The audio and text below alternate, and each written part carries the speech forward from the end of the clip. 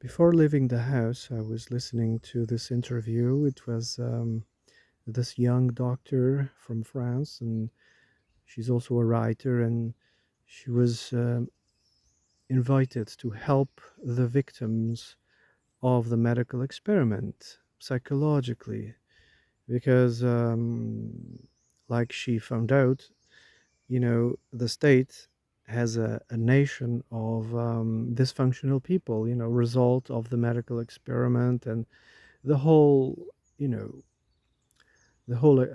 psychological, torment that people went through. They were changing the rules every day, and the constant gaslighting, the constant, fear mongering. And honestly, she said, I'm not going to be able to help the entire nation. I might, help those nearby. That's probably why she wrote the book. But um, she said, frankly, I could be more, effective, but I would have to change the entire country. And honestly, that's not going to be possible because we live in a very dysfunctional and degenerative society, she said. And in order to help people, you kind of had to change a lot of things, and that is just,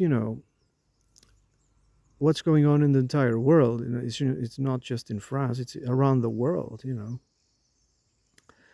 So people from all ages are suffering. Most of them are like robots, she said, unable to love, unable to have relations with, form relationships, friendships, unable to, go out and have fun, get out of the house. And it's almost like they were reduced to the state of a robot, of an automaton. And I've read about this in psychopathy, when a psychopath targets the victim with gaslighting, mixing lies with truth.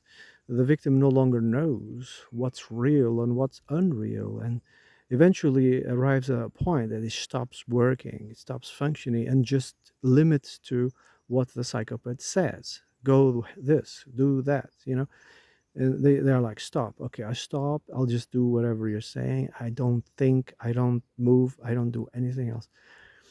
And and this is what she's finding out. It's really, really scary, and it affects everybody from all ages. So she said a lot of curious things, like, there was a lot of people whistleblowing, there was a lot of people talking about the dangers of totalitarian regimes, and nobody listened. And she said nobody listened because nobody's no longer trained in philosophy.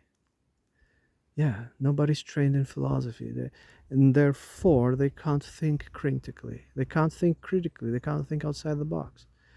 Um, those who have a critical mind could immediately see for what it was: totalitarian regimes taking over. Yeah, with the use of technology. As technology moves forward, the technocrats, the bureaucrats, they are updating their game. You know And she also said something very important. A totalitarian regime always attacks the body. She said they want control 100% over the body of the individuals. And that's what happened. The pass. If you had all the, if you had the juice, and if you had, everything was, that's control over you and mandatory that you take their, bullshit. If you wanted to move, if you wanted to go here, if you want to go there, if you want to get out of the house. If you wanted to be in the house with your family, you had to do it. You had to take it. And this pass was something they really, really wanted. And it was, I don't know how it wasn't possible. I mean, most people was already, talking about it. And to travel and everything, people already needed to pass from the borders and travel and stuff. I was listening to another, topic, and it was the Amish. There's a community of Amish in Canada and a community of Amish in the United States, and often they cross borders to visit. And during those times, the Amish don't have a smartphone. They were, blocked from the world, and to cross the border, they had to pay a fine because they had no phone, they had no proof that they, were safe, and all that stuff. So they got, thousands of fines accumulated to the point that the Canadian, state wanted to confiscate their properties to pay the. Then they found help somewhere, Otherwise, they were going to lose their land because of the whole nonsense. Anyway, on another subject, moving forward, she was also talking about the harms of technology. How, for instance, if you give a child a smartphone or a computer, they will lose their imagination. And absolutely, I was talking about this and just thinking to myself, if something is suggesting you constantly, these dopamine hits as well, that you eventually become addicted. In the past, you would have to work to get a dopamine hit. You have to play a sport or do something, accomplish something, and it was far and few in between, and it required effort and work. And you get a hit of dopamine, and it's a reward, a hormone. Now with the smartphones, you have a hit every second. You just swipe, swipe, swipe, and boom, boom, boom, boom. It creates addiction. And then looking at the phone also destroys your 3D eyesight. You should be outside playing, climbing trees, and doing stupid shit. You develop your imagination and your 3D eyesight. Children who are blocked with the phone will eventually need glasses because their eyes are destroyed. Yeah. And also, in terms of developing your critical thinking and not only language, language communication, but also maths, calculation, because the parts of the brain don't develop. Um, the other day I was listening to the Swiss television and on YouTube, and they were talking about launching the debate: shall we block, social media for children? I agree.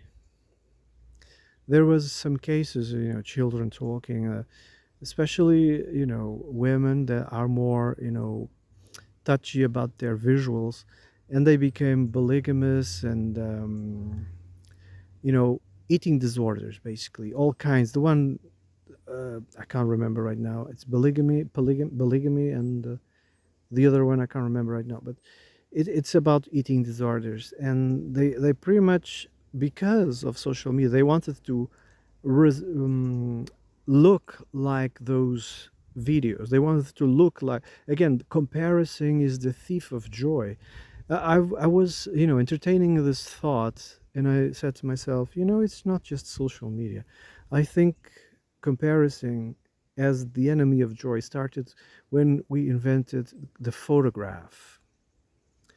Yes, when photographs started being, and people, would photograph beautiful, women. Like imagine Marilyn Monroe, right? Every man went crazy about her pictures, because she was beautiful, right? And that comparison is the thief of joy. It eliminates your imagination and your desire for everybody else around you. It's similar to pornography. Uh, to wait it eliminates the thrill, it eliminates the imagination, it eliminates the eroticness, it eliminates all of that, just watching pictures or watching videos. And anyway, people, young people start comparing themselves, and also the effect that imagine 16-year-old already doing surgical, you know, in their faces. What is it called again? Beauty surgery, cosmetic surgery, whatever it's called. I can't remember right now.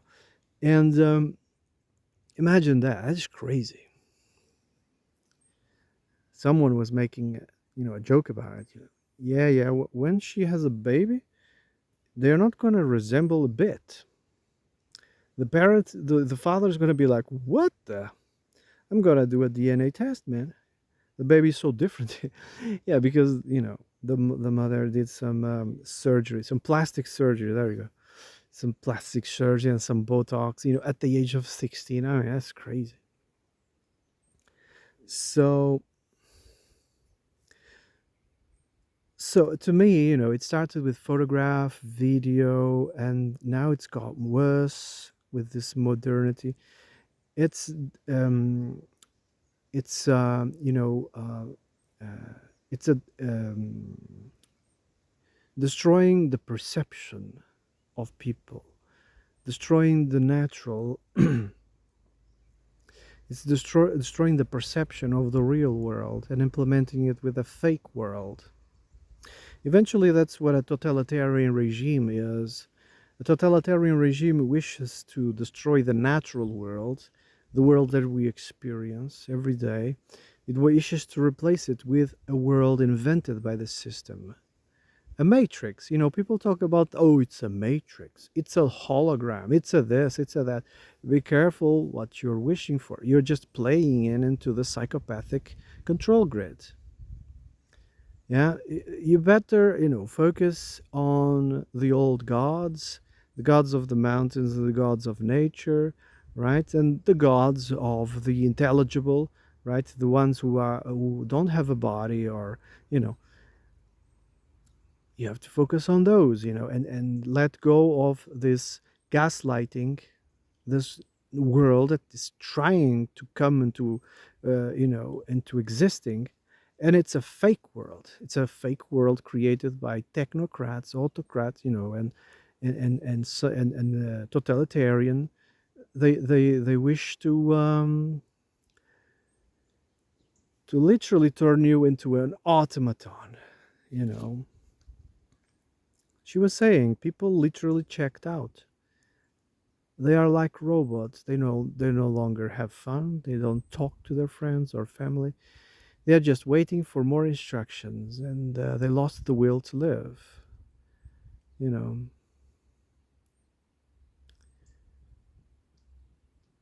Anyway, it's amazing and it's scary at the same time. It was YouTube that proposed me this video, and it's aligning with my thoughts, aligning with my imagination.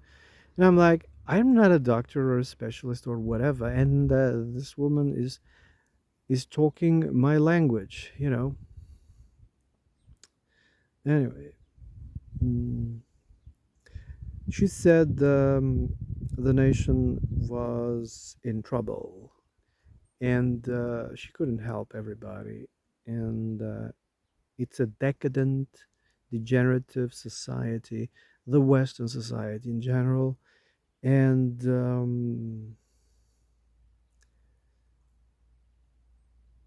people are not having sex, man, since the medical experiment.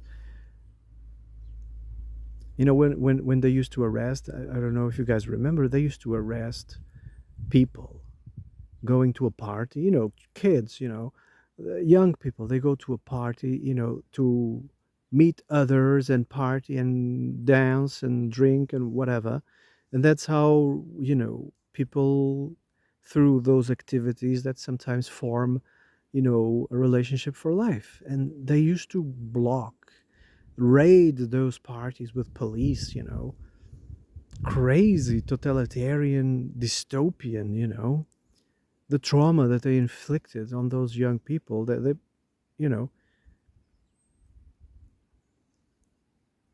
a thing they will never recognize is that most of the population is suffering from post-traumatic stress. They can't, totalitarian regimes, that they will never admit that they are doing something wrong, right?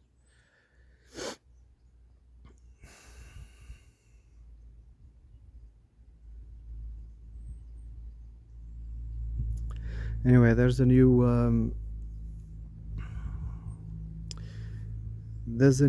team of dictators, coming into coming into light. I mean, we've been under a soft tyranny, right?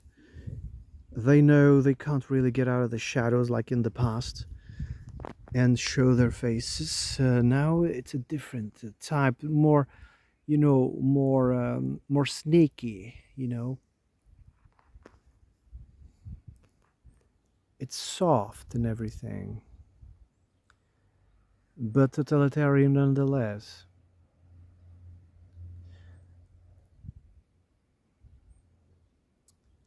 But I don't think I think most people realize that no matter who you choose, they are all the same. They are all dancing to the same tune, the globalist tune, and no matter who you choose, they're all the same, and they're all dictators.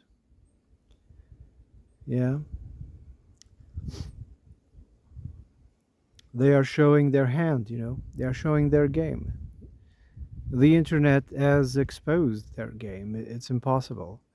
They are trying, since 2020, to censor. Even before that, they're trying desperately to censor everything, blocking platforms, censoring speech. They don't want people to talk about these things.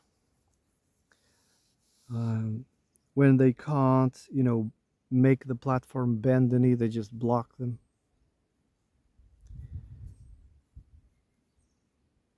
And what was I gonna say? I was gonna say something else. Oh yes, I caught a small short. It was this man. He was the owner of a pub or a restaurant or something, and he noticed that the prime minister, of buffoonery, he entered the building. When he noticed it was the prime minister, he immediately kicked him out.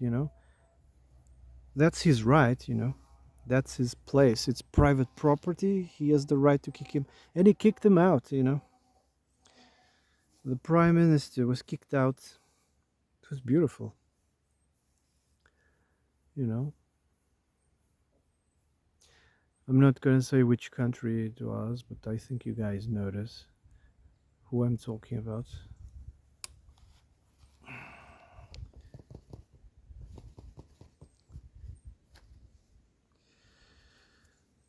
All right, I've been talking almost for 20 minutes. All right, have a nice day.